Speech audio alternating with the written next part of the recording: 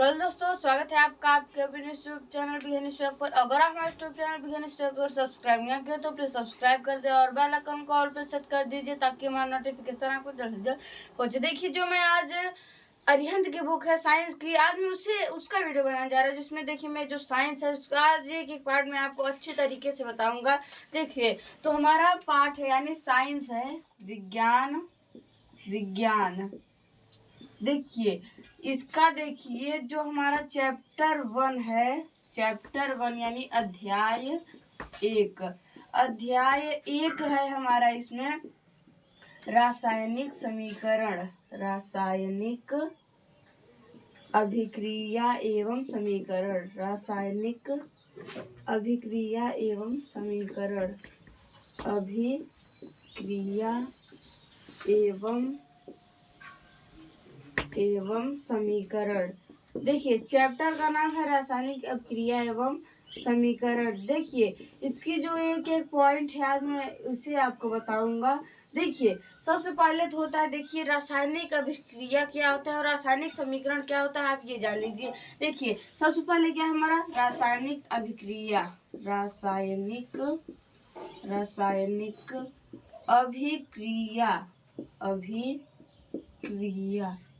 रासायनिक अभिक्रिया। देखिए ये जो है हमारा रासायनिक अभिक्रिया, पहले तो देखिए आप इसे जान लीजिए। देखिए जब दो या दो से अधिक या एक से अधिक तत्व मिलकर एक यौगिक बना दे उसे हम लोग क्या बोलते हैं, रासायनिक अभिक्रिया। तो देखिए एक तरीके से आप सिंपल सा एक परिभाषा भी बोल सकते हैं। देखिए तो जो रासायनिक अभिक्रिया है इसमें आप क्या लिख सकते हैं, एक या एक से अधिक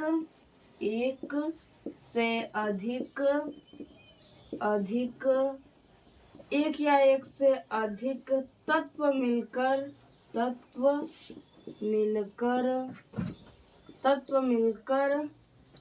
एक यौगिक बनाए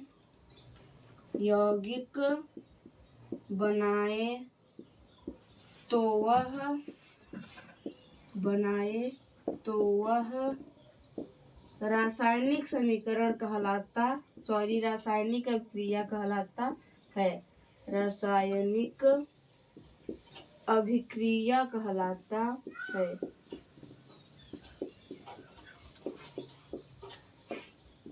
देखिए ये जो है, देखिए रासायनिक अभिक्रिया कहलाता है। देखिए ये एक तरीके से आप इसे बोल सकते हैं, सिंपल से तरीके में है ये।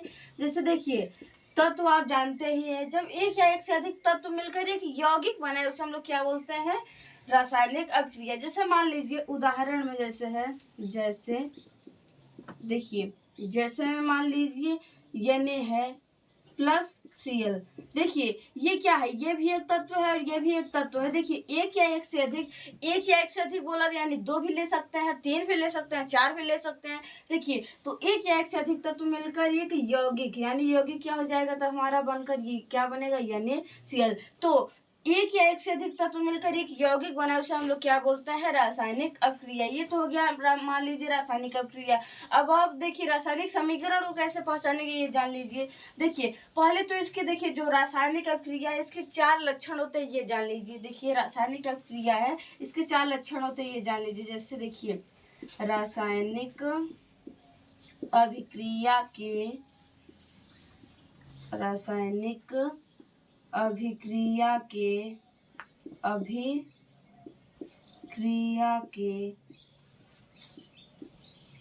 4 लक्षण। देखिए इसके 4 लक्षण क्या क्या होते हैं, पहले तो आप जान लीजिए। देखिए ये जो होता है ये तापमान में वृद्धि कर सकता है। क्या कर सकता है, तापमान, यानी तापमान जो होता है कभी बढ़ा भी सकता है कभी घटा भी सकता है, यानी ये इसमें वृद्धि कर सकता है। और ये रंग इसका रंग भी बदल सकता है। और इसका जो देखिए ये ठोस बन सकता है, ये क्या बन सकता है, ठोस। और सबसे अंतिम पॉइंट चीज है यह रंग भी बदलता है। तो देखिए इसमें 4 पॉइंट क्या है, पहला तो तापमान में वृद्धि,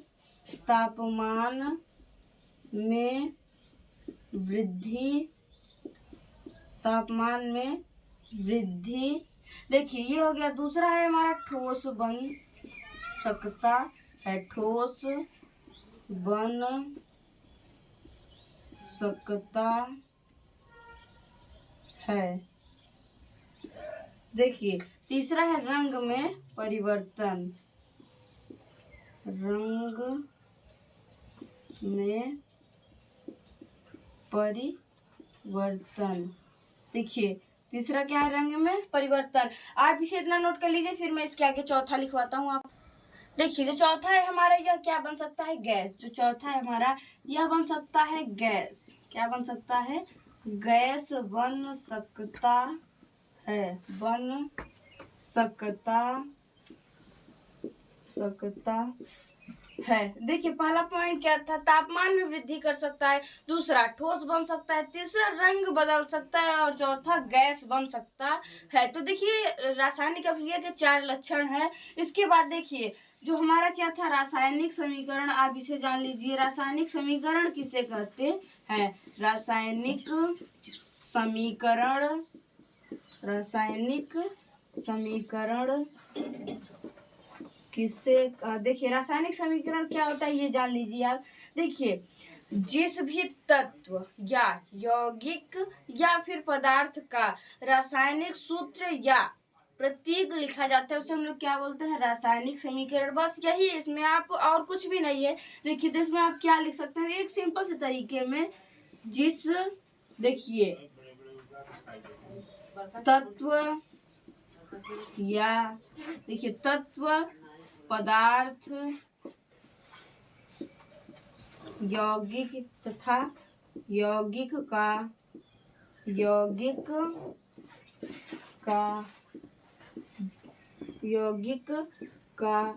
जब हम रासायनिक सूत्र या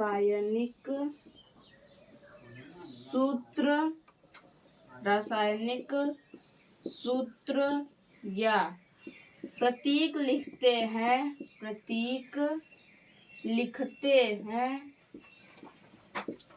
लिखते हैं तो वह रासायनिक समीकरण कहलाता है। रासायनिक समीकरण कहलाता है, समीकरण कहलाता है। देखिए ये जो है ये क्या है, आप इसे देखिए समझ लीजिए। देखिए तत्व, पदार्थ है यौगिक का जब हम रासायनिक सूत्र या प्रतीक लिखते हैं उसे हम लोग क्या बोलते हैं, देखिए वह क्या कहलाता है, रासायनिक समीकरण। देखिए तत्व जैसे इसका प्रतीक लिखेंगे, प्रतीक क्योंकि तत्व का प्रतीक ही होता है। तो मान लीजिए कोई तत्व है या नहीं, देखिए ये क्या है, सोडियम। अब देखिए इसके बाद मान लीजिए कोई पदार्थ बना, देखिए पदार्थ और यौगिक एक तरीके से इसे आप एक ही बोल सकते हैं। देखिए जब तत्व से मिलकर क्या बनता है, यौगिक, और दो यौगिक से मिलकर क्या बनता है, पदार्थ। देखिए जब हम लोग इनका रासायनिक सूत्र या फिर प्रतीक लिखते हैं तो उसे हम लोग क्या बोलते हैं, रासायनिक समीकरण। ये हो गया। अब देखिए रासायनिक समीकरण को आप संतुलित कैसे करेंगे, मान लीजिए हम लोग इसमें 2 उदाहरण लेंगे। जैसे देखिए रासायनिक समीकरण को संतुलित करना, रासायनिक समीकरण को संतुलित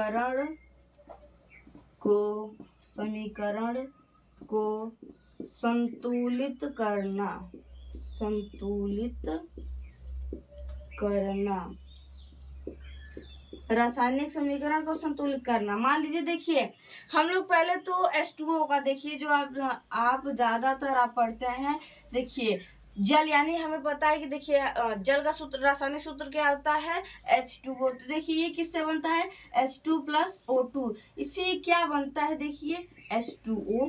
देखिए अब हमें इसमें संतुलित करना है, तो हम लोग देखिए इसमें कैसे करेंगे, ये संतुलित हो जाएगा। देखिए इसमें H की संख्या 2, O की संख्या 2, लेकिन इसमें देख रहे हैं H की संख्या सिर्फ 2 ही है, O की संख्या केवल 1 है। देखिए हम लोग इसमें O की भी संख्या 2 बनाएंगे और H की तो 2 ऑलरेडी है। मान लीजिए देखिए हम लोग यहाँ पर जो है 2H2 लगाएंगे, देखिए +O2।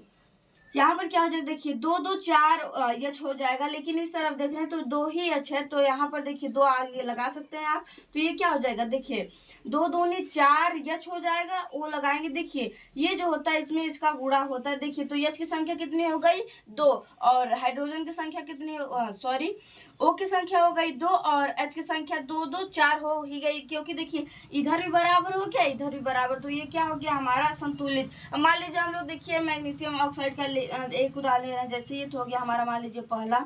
इसके बाद देखिए जो हमारा दूसरा है, मान लीजिए Mg+O2 बराबर MgO। देखिए यही बनता है। अब देखिए हम लोग इसे संतुलित करेंगे। M की संख्या देखिए ये तो सही, लेकिन O की संख्या 2 लानी है हमें, तो अगर हम लोग यहाँ पर 2 लगाएंगे, देखिए Mg+O2, देखिए ये क्या बनेगा, अगर हम लोग यहाँ पर Mg के पहले 2 लगाएंगे तो देखिए Mg की संख्या 2 हो गई और देखिए ऑक्सीजन की भी संख्या 2 हो गई।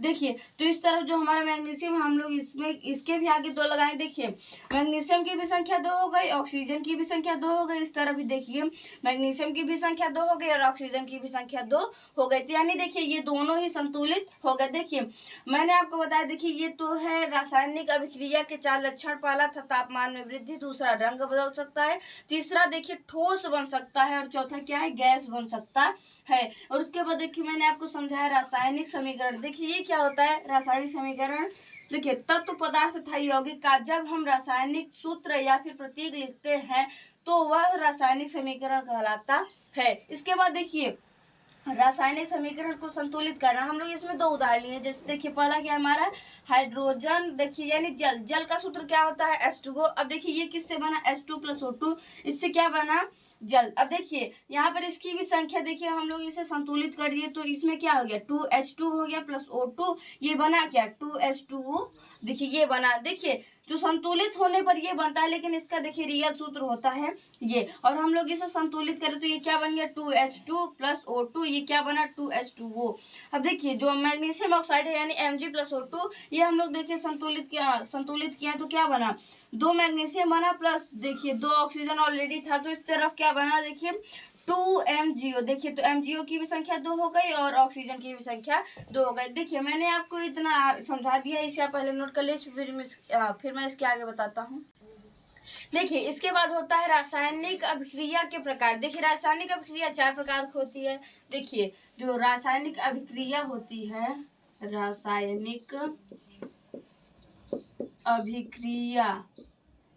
रासायनिक अभिक्रिया जो होती है वो 4 प्रकार की होती है। रासायनिक अभिक्रिया 4 प्रकार के, देखिए रासायनिक अभिक्रिया के प्रकार देखिए 4 प्रकार के होते हैं, ये आप जान लीजिए। देखिए कौन कौन होते हैं इसे मैं अभी लिखवाऊंगा। देखिए रासायनिक अभिक्रिया 4 प्रकार के होते हैं। पहला होता है संयोजन अभिक्रिया, दूसरा होता है वियोजन अभिक्रिया या जिसे आप बोल सकते हैं अपघटन अभिक्रिया, और तीसरा होता है विस्थापन और चौथा होता है द्विविस्थापन। देखिए तो जो हमारा रासायनिक अभिक्रिया के प्रकार होते हैं, देखिए पहला होता है हमारा संयोजन अभिक्रिया।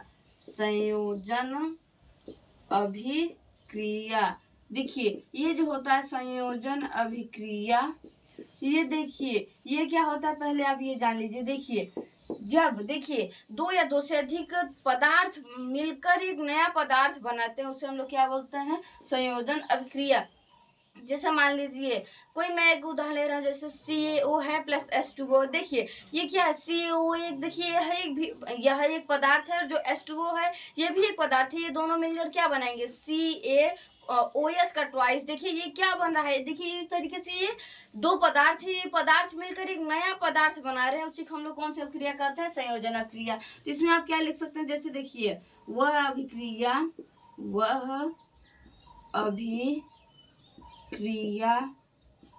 जिसमें 2 या 2 से अधिक, जिसमें 2 या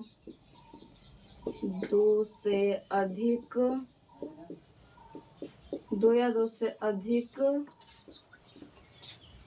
पदार्थ मिलकर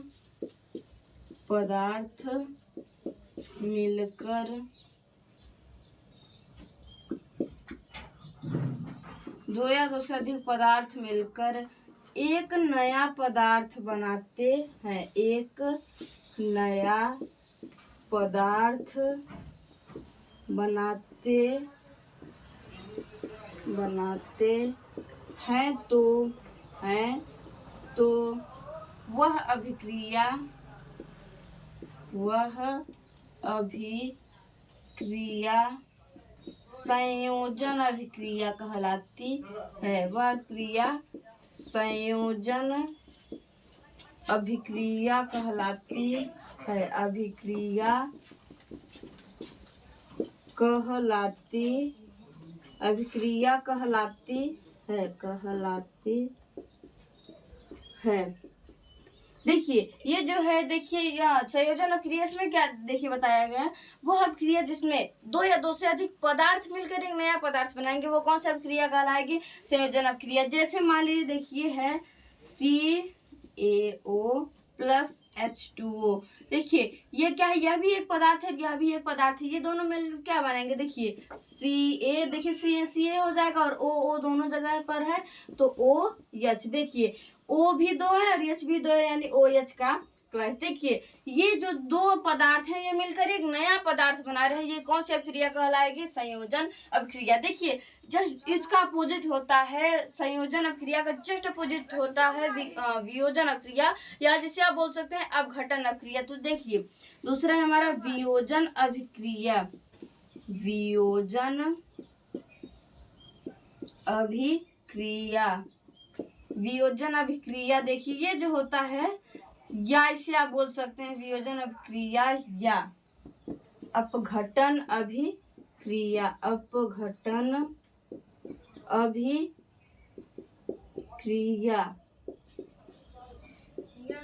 देखिए ये जो होता है इसका जस्ट अपोजिट होता है। देखिए इसमें क्या करते हैं, वह अभिक्रिया जिसमें दो या दो से अधिक पदार्थ मिलकर एक नया पदार्थ बनाते हैं, इसमें एक पदार्थ टूटकर दो अलग अलग पदार्थ बनाएंगे, उसे हम लोग कौन सी अभिक्रिया बोलते हैं? वियोजन अभिक्रिया। यानी देखिए जैसे मान लीजिए है एक इसकी जो थ्योरी आप लिख सकते हैं, जैसे वह अभिक्रिया जिसमें आप बोल सकते हैं एक पदार्थ जब एक पदार्थ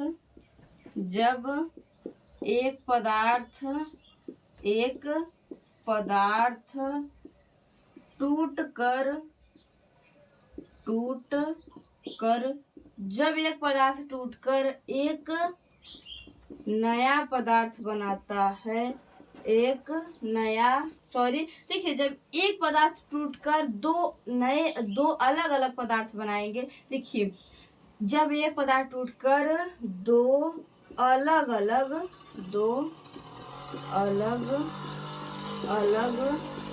पदार्थ बनाएंगे,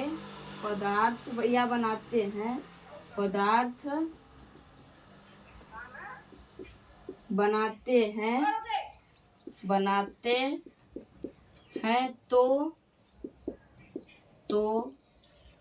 वियोजन अभिक्रिया कहलाती है। वियोजन अभिक्रिया कहलाती है। अभिक्रिया कहलाती है। देखिए ये जो है, यानी देखिए जो इसकी थ्योरी आप इसे आप कैसे समझेंगे, इसमें देखिए है जब एक पदार्थ टूटकर दो अलग अलग पदार्थ बनाते हैं उसे हम लोग कौन सा अभिक्रिया कहते हैं? वियोजन या अपघटन अभिक्रिया। देखिए जैसे मान लीजिए इसका उदाहरण है देखिए CaCO3 है। देखिए ये क्या है, हमारे एक पदार्थ है, ये टूटकर क्या बनाएगा? CaO प्लस देखिए CO2। देखिए जो O की संख्या इसमें 2 1 3 हो गई, इसमें देखिए O की संख्या 3 हो गई। Ca और Ca है, यानी देखिए ये जो एक पदार्थ है ये टूटकर दो अलग अलग पदार्थ बना रहे हैं, तो ये कौन सी अभिक्रिया कहलाएगी? वियोजन अभिक्रिया। देखिए जो संयोजन अभिक्रिया होती है जस्ट इसका अपोजिट होता है हमारा वियोजन अभिक्रिया। तो मैंने आपको देखिए रासायनिक अभिक्रिया के प्रकार होते हैं, देखिए मैंने आपको पहले 2 तो लिखा दिया है, इसके बाद देखिए जो हमारा तीसरा और चौथा है इसके बाद में आगे लिखा हूँ, पहले आप इसे नोट कर लीजिए। देखिए इसके बाद जो होता है विस्थापन अभिक्रिया, इससे क्या देखिए जो होता है तीसरा नंबर होता है विस्थापन अभिक्रिया। विस्थापन अभिक्रिया देखिए ये क्या होता है ये आप जान लीजिए। अभिक्रिया जैसे देखिए विस्थापन अभिक्रिया क्या होती है, देखिए इसमें एक तत्व दूसरे तत्व के उसके देखिए यौगिक हटा देता है। जैसे समझ लीजिए जैसे एक मैं उदाहरण ले रहा हूँ, जैसे Zn प्लस CuSO4। अब देखिए जो Zn है ये Cu की जगह लेगा और जो Cu है वो Zn की जगह लेगा। जैसे देखिए तो ये इसी अभिक्रिया को हम लोग बोलते हैं विस्थापन अभिक्रिया। तो इसमें हम लोग क्या लिख सकते हैं, जब एक तत्व एक तत्व दूसरे तत्व के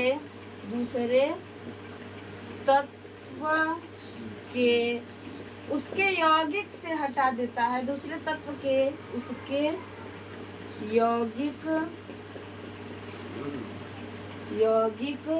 से हटा देता है, दूसरे तत्व के, देखिए दूसरे तत्व के यौगिक से हटा देता है, या उसके भी लिख सकते हैं, या देखिए उसमें अगर आप लिखेंगे उसके लिए तो देखिए जो पहला तत्व होता है वो दूसरे तत्व को उसके यौगिक से हटाएगा, तो वो देखिए जो होता है, मान लीजिए मैं उदाहरण से इसे समझाऊंगा। देखिए तो हटा देता है तो वह विस्थापन क्रिया कहलाती है, विस्थापन अभिक्रिया कहलाती है, अभिक्रिया कहलाती है।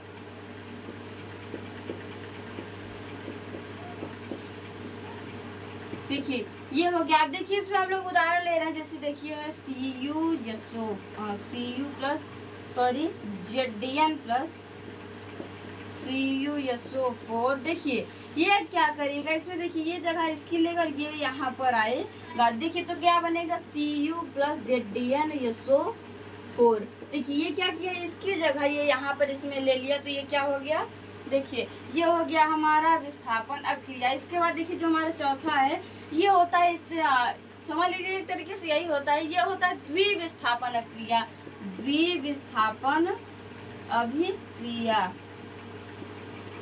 विस्थापन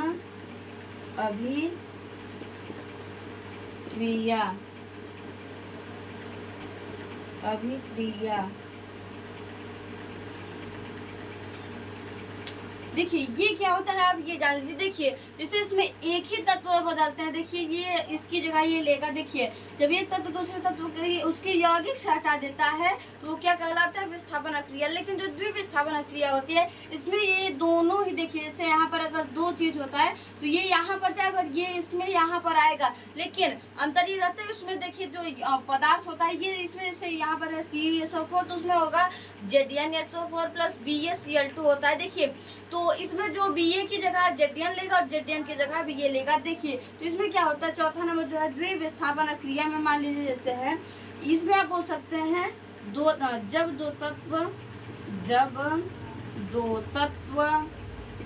दो तत्व अपने आयन को बदलते हैं, अपने आयन को बदलते हैं तो वह द्विविस्थापन अभिक्रिया कहलाती है, द्विविस्थापन अभिक्रिया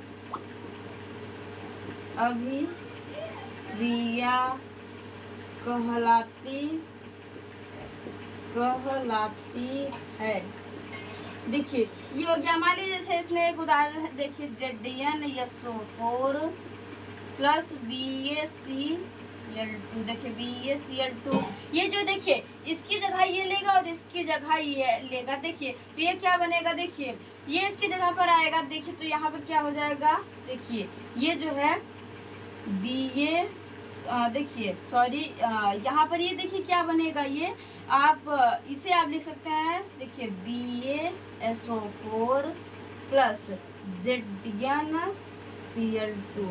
देखिए ये बन जाएगा। देखिए इसमें क्या कर रहा है, ये अपने आयन को बदल रहे हैं, ये अपनी जगह को बदल रहे हैं बस, और ये इसमें कुछ भी नहीं कर रहे हैं। देखिए ये हो गया, आप इसे इतना नोट कर लिए, फिर मैं इसके आगे बताता हूँ। देखिए इसके बाद जो मैंने आपको देखिए रासायनिक समीकरण रासायनिक क्रिया के 4 प्रकार होते हैं उसको मैं बता दिया। देखिए इसके बाद देखिए होता है ऑक्सीकरण। देखिए ऑक्सीकरण और अपचयन, देखिए ये दोनों होता है। देखिए इसमें क्या होता है ये जान लीजिए। देखिए ये जो होता है ऑक्सीकरण, देखिए ऑक्सीकरण क्या होता है, अपचयन क्या होता है, जिससे आप ऑक्सीकरण को उपचयन भी बोल सकते हैं, उपचयन। देखिए ये जो होता है, देखिए इसमें क्या किया जाता है, बस आपको कुछ भी नहीं याद करना है, ऑक्सीकरण में ऑक्सीजन जुड़ता है और हाइड्रोजन बाहर निकलते, बस ये याद करना है आपको। क्या याद करना है, देखिए तो ऑक्सीकरण क्या होता है, वह विक्रिया अभिक्रिया, अभिक्रिया वह अभिक्रिया जिसमें ऑक्सीजन जुड़ता है, ऑक्सीजन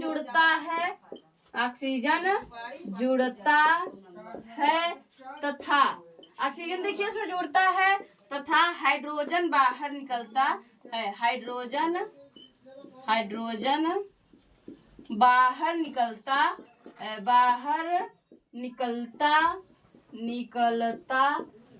है। देखिए ये जो है, देखिए क्या है उदाहरण समझ ले। देखिए ये जो अभिक्रिया होती है इसमें बस आपको यही चीज याद रखना है, हाइड्रो देखिए जो ऑक्सीकरण होता है, ऑक्सीकरण में ऑक्सीजन जुड़ेगा और हाइड्रोजन बाहर निकलता है। यानी देखिए तो इसमें मान लीजिए एक उदाहरण है जैसे CuO प्लस H2O। देखिए ऑक्सीजन इसमें जुड़ता है, देखिए ऑक्सीजन इसमें जुड़ा है, देखिए इसमें भी ऑक्सीजन जुड़ा है। देखिए हाइड्रोजन जो है वो बाहर निकल जाएगा तो ये क्या बनेगा, देखिए Cu प्लस H2, या आप इसे लिख सकते हैं OH का ट्वाइस। देखिए क्योंकि देखिए O यहाँ पर भी एक है और एक दो O होगा और दो H है, तो यानी इसमें देखिए एक तरीके से आप बोल सकते हैं, देखिए ये जो इस तरफ देखिए इसमें ऑक्सीजन था वो उस तरफ गया जुड़ गया, और हाइड्रोजन था वो भी देखिए एक तरीके से ये इस तरफ बाहर में है, इस तरफ गया वो भी बाहर निकल गया। देखिए ये हो गया। इसके बाद देखिए ये अपचयन होता है, जो अपचयन यानी अपचयन होता है, अपचयन देखिए अपचयन में होता है, देखिए वह क्रिया जिसमें हाइड्रोजन जुड़ता है और ऑक्सीजन बाहर निकलता है। देखिए वह अभिक्रिया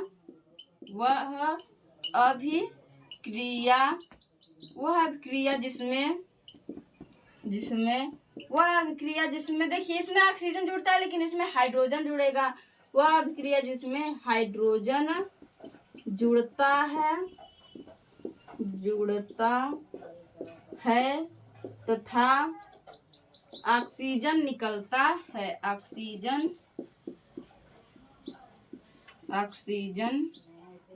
बाहर निकलता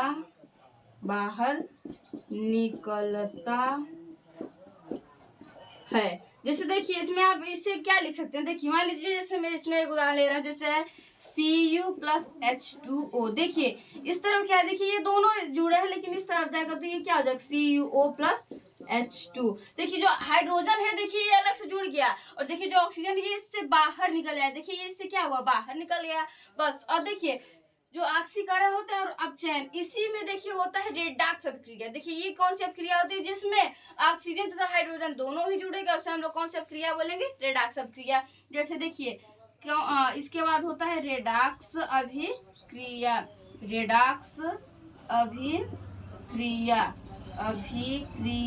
देखिए ये जो अभिक्रिया होती है इसे आप जान लीजिए। देखिए रेडॉक्स अभिक्रिया में जिसमें हाइड्रोजन तथा ऑक्सीजन दोनों ही जुड़ेगा वो कौन सी अभिक्रिया होगी, रेडॉक्स अभिक्रिया। तो इसमें आप लिख सकते हैं वह अभिक्रिया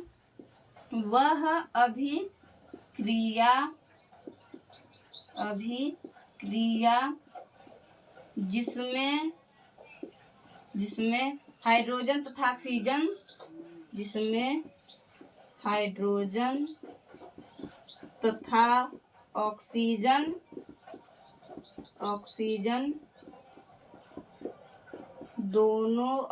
देखिए ऑक्सीजन दोनों जुड़ता है। देखिए वो अभिक्रिया जिसमें ऑक्सीजन हाइड्रोजन तथा ऑक्सीजन दोनों ही जुड़ेगा वो कौन सा अभिक्रिया कहलाता है, रेडॉक्स अभिक्रिया। जैसे मान लीजिए इसमें मैं एक उदाहरण ले रहा हूँ, जैसे H2 प्लस O2। देखिए हाइड्रोजन ऑक्सीजन देखिए है इसमें, अब देखिए ये दोनों जुड़ के क्या बनेंगे, देखिए H प्लस, या आप इसमें लिख सकते हैं H प्लस O2। देखिए या H2O, अब इसे आप यही लिखिए, देखिए तो ये मिलकर क्या बन जाएगा H2O। देखिए ये बना, देखिए तो हाइड्रोजन ऑक्सीजन इसमें दोनों ही जुड़ गया तो ये कौन सी अभिक्रिया कहलाएगी, रेडॉक्स अभिक्रिया। तो मैं देखिए मैंने आपको क्या बताया, ऑक्सीकरण यानी उपचयन अभिक्रिया जिसमें ऑक्सीजन जुड़ता है और हाइड्रोजन बाहर निकलता है, और अपचयन यानी जिसमें देखिए हाइड्रोजन जुड़ेगा और ऑक्सीजन बाहर निकलेगा, और रेडॉक्स इसमें दोनों ही जुड़ता है जिससे में देखिए H2 प्लस O2, और ये देखिए क्या बनेगा, ये बनेगा देखिए H2O। देखिए ये क्या बना H2O। अब देखिए मैंने आपको जो ऑक्सीकरण, अपचयन और रेडॉक्स यानी उपचयन, अपचयन और रेडॉक्स अभिक्रिया को बता दिया, आप इसे इतना नोट कर लीजिए।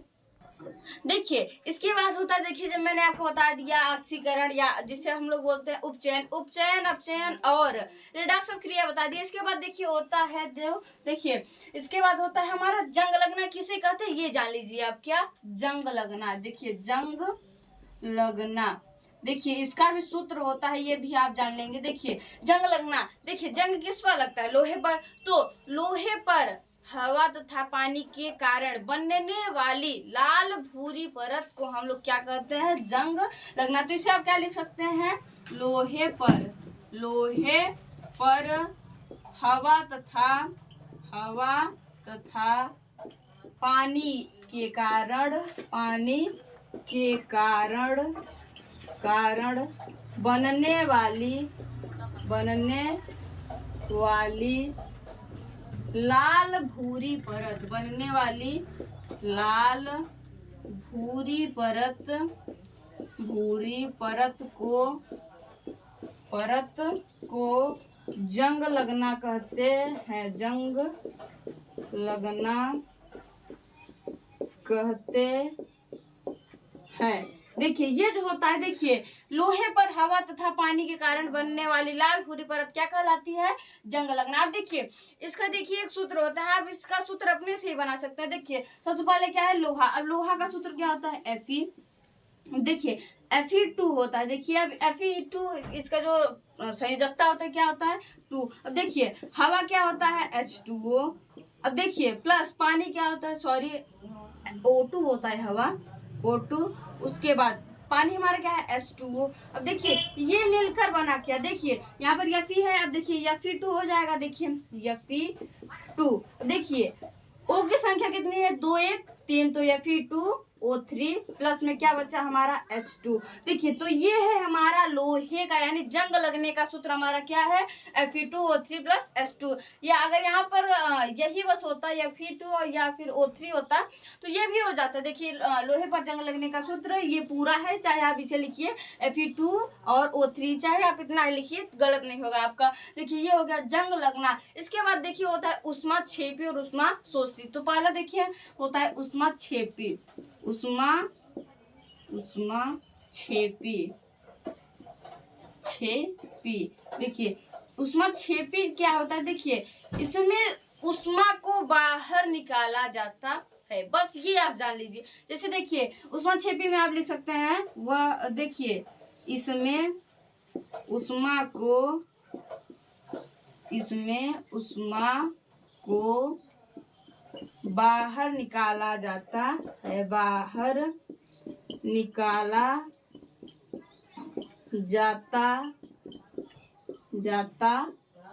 है। देखिए जिसमें अगर उष्मा को बाहर निकाले तो मान लीजिए इसमें हम लोग एक उदाहरण ले रहे हैं, जैसे C है प्लस O2 लेंगे। देखिए ये क्या बनेगा, देखिए यहाँ पर ये दोनों कार्य करेंगे, यानी देखिए उष्मा यानी ये हीट होगा और गर्म होगा।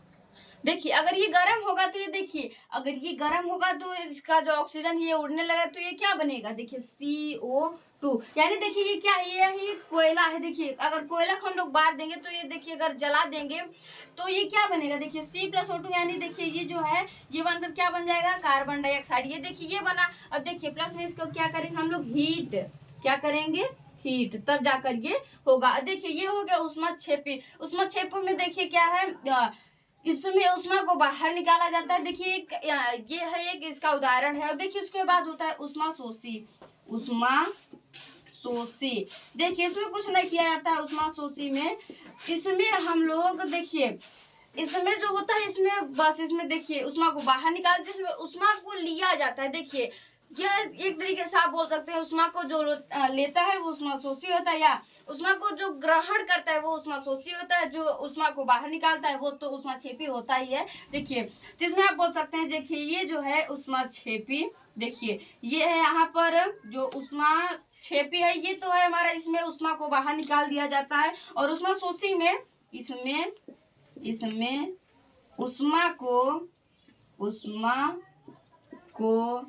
इसमें उष्मा को लिया जाता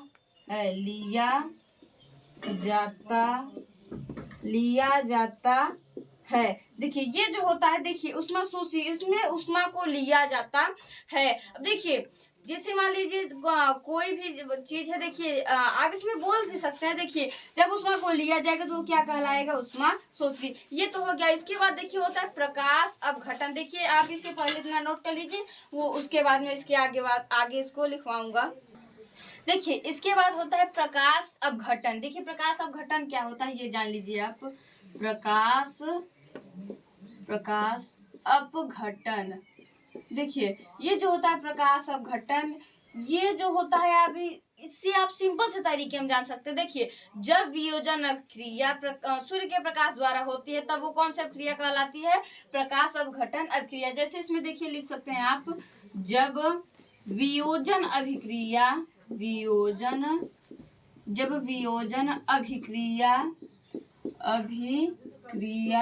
जब वियोजन अभिक्रिया सूर्य के प्रकाश द्वारा होती है, सूर्य के प्रकाश द्वारा होती है तो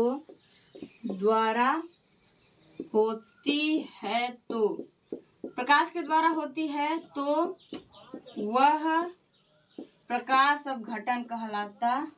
देखिए हाँ, वह क्या कहलाता है, प्रकाश अपघटन कहलाता है। वह प्रकाश अपघटन कहलाता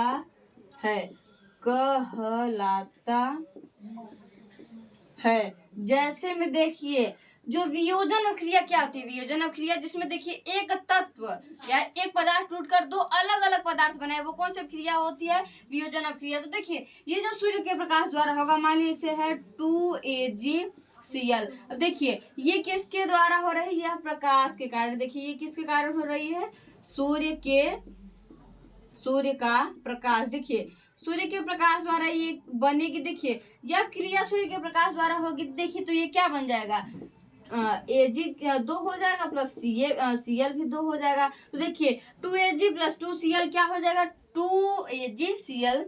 ये देखिए ये क्या हो जाएगा, 2AgCl। अब देखिए ये जो वियोजन क्रिया हुई, ये प्रकाश यानी सूर्य के प्रकाश द्वारा हुई, तो ये कौन सी क्रिया कहलाई, ये कहलाई है प्रकाश अपघटन क्रिया। इसके बाद देखिए होता है विद्युत अपघटन।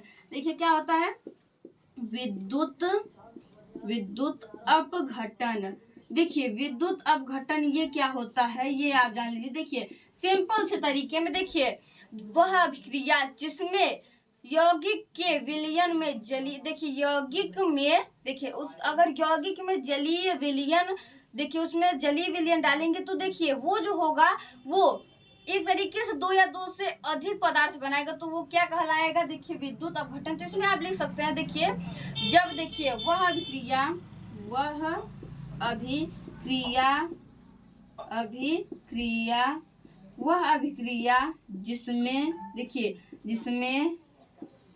यौगिक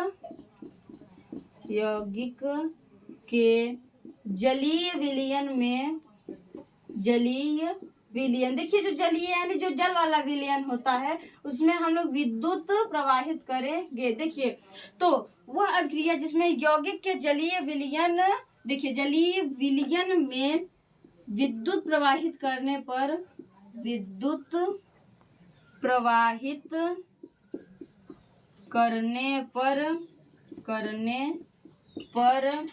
वह 2 या 2 से अधिक, देखिए वह 2 या 2 से अधिक, देखिए जैसे ये अपघटन है, देखिए 2 या 2 से अधिक पदार्थों में अपघटित हो जाती है। देखिए 2 या 2 से अधिक पदार्थों में, जिसे हम बोल सकते हैं, देखिए पदार्थ क्या होता है आप जानते हैं। देखिए पदार्थ का मतलब जैसे ये है, पदार्थ ये होता है। देखिए तो देखिए ये इसमें आप लिख सकते हैं, देखिए वह क्रिया जिसमें यौगिक के जलीय विलयन में विद्युत प्रवाहित करने पर वह 2 या 2 से अधिक, देखिए 2 या 2 से अधिक पदार्थों में अपघटित हो जाती है। तो इसमें आप लिख सकते हैं 2 या 2 से अधिक पदार्थों में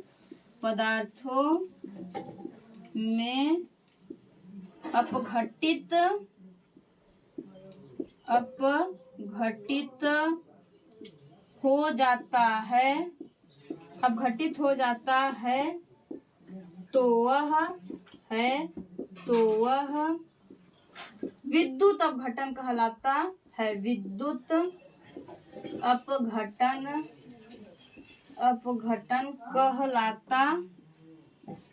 कहलाता है। देखिए ये जो होता है, देखिए वह क्रिया जिसमें यौगिक के जलीय विलयन में विद्युत प्रवाहित करने पर वह दो या दो से अधिक पदार्थों में अपघटित हो जाता है, वह विद्युत अपघटन कहलाता है। जैसे देखिए इसमें आगे होता है, देखिए यह जो होता है इसमें अगर ये जब होता है तो इसमें देखिए यह होता है, इस प्रक्रम में धनात्मक कैथोड तथा ऋणात्मक एनोड एकत्रित होता है। तो देखिए इसमें लिखेंगे हम लोग, देखिए इसके बाद जो होता है, देखिए इस प्रक्रम में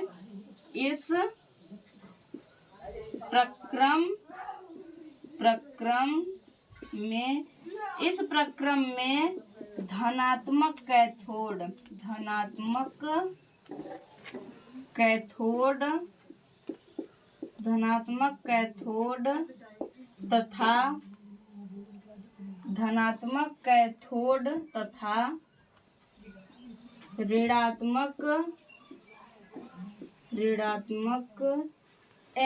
ऋणात्मक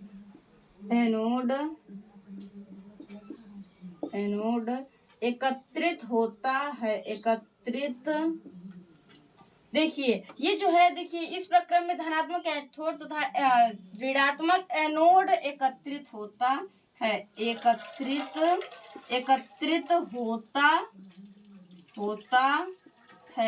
ये जो है, देखिए जो विद्युत अपघटन होता है, देखिए वह क्रिया जिसमें यौगिक के जलीय विलयन में विद्युत प्रवाहित करने पर वह दो या दो से अधिक पदार्थों में अपघटित हो जाता है, वह क्या कहलाता है?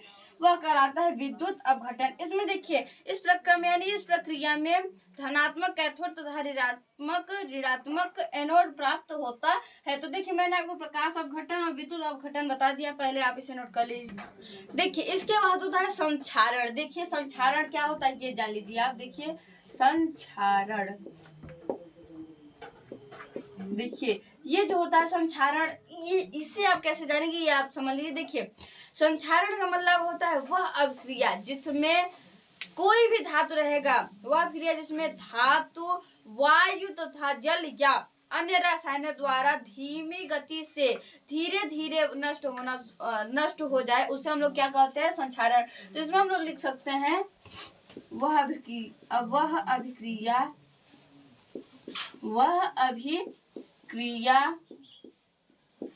जिसमें धातु देखिए जिसमें धातु जल, देखिए जल या वायु, देखिए इसमें अभी आगे भी है। देखिए क्योंकि ये हमारा जंग लगना केवल नहीं, ये संक्षारण, इसमें देखिए कई सारे पदार्थ आते हैं जो कि नष्ट होते हैं। तो इसमें हमारा जो संक्षारण होता है, जो भी नष्ट होता है किसी भी कारण यानी वायु तथा जल के कारण या अन्य रसायनों द्वारा अगर नष्ट होगा तो क्या कहलाएगा? संक्षारण। तो वह अभिक्रिया जिसमें धातु जल तथा अन्य रसायनों द्वारा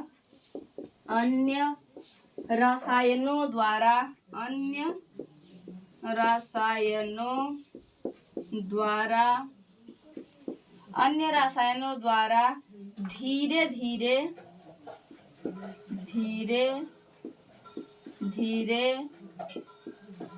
नष्ट हो उसे संक्षारण कहते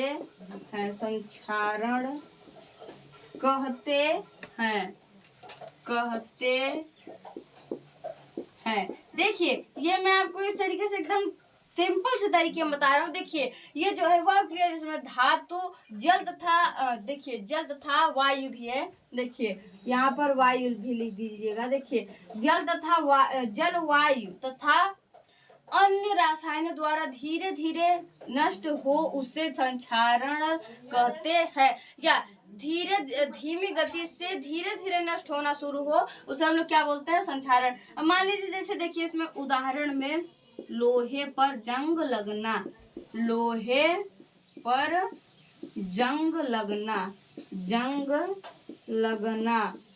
और मान लीजिए एक उदाहरण मैं ले रहा हूँ, जैसे देखिए चीनी पर काली परत चढ़ना, चीनी पर काली परत चढ़ना, परत चढ़ना।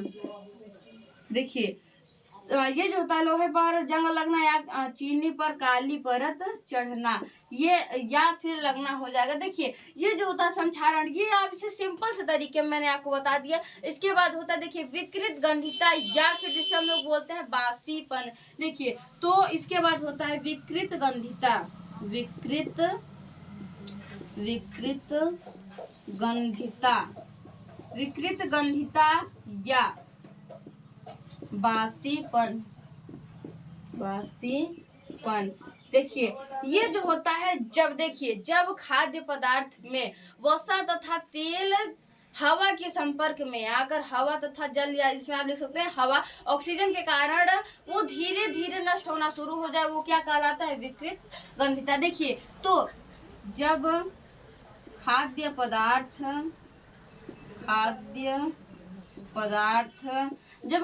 पदार्थ में उपस्थित वसा तथा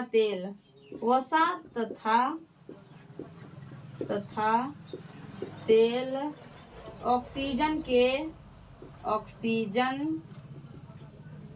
या जिसे हम लोग बोलते हैं हवा के संपर्क में आकर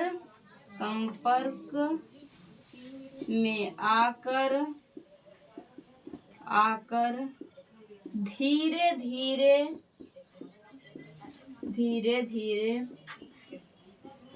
खराब, ये जैसे हम लोग बोलते खराब होना। जैसे देखिए अगर ये जैसे मान लीजिए मैं तो ये लिखवा रहा हूँ, जैसे आप देखिए मैं आपको एक तरीके सिंपल से तरीके बताऊंगा। जैसे अगर आप खाना बनाते हैं, अगर खाना को अगर आप फ्रिज में रखते हैं तो फ्रिज में देखिए अगर वहां पर ऑक्सीजन नहीं जाता तो क्या होता है? फ्रिज में अगर रखते हैं अगर कोई भी भोजन तो उसमें ऑक्सीजन नहीं जाता तो वो खाना एक तरीके से सेफली बचा रहता है। और अगर उसको अगर आप बाहर में रख दें, अगर खुले में रख दें तो वो मुश्किल से 5 से 6 घंटे तक वो सही रहे खाना, क्योंकि उसमें उपस्थित वसा तथा तेल ऑक्सीजन के संपर्क में आकर धीरे धीरे खराब या नष्ट होने लगते हैं, तो जिससे उसमें से विकृत गंध यानी खराब सी गंध आती है। और वो एक तरीके से बासी, जिससे बासीपन बोलते हैं, वो एक तरीके से जिसे हम लोग बोलते हैं खराब हो जाता है, खराब हो जाएगा। तो इसीलिए वो देखिए अगर आपको कभी भी ये जो होता है विकृत गंधिता, इसमें इसीलिए बताया गया कि खाद्य पदार्थ में उपस्थित वसा तथा तेल ऑक्सीजन यानी हवा के संपर्क में आकर ये धीरे धीरे नष्ट होने लगते हैं। तो देखिए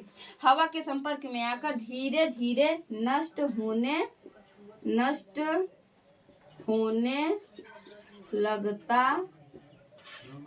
लगता है। देखिए ये हो गया।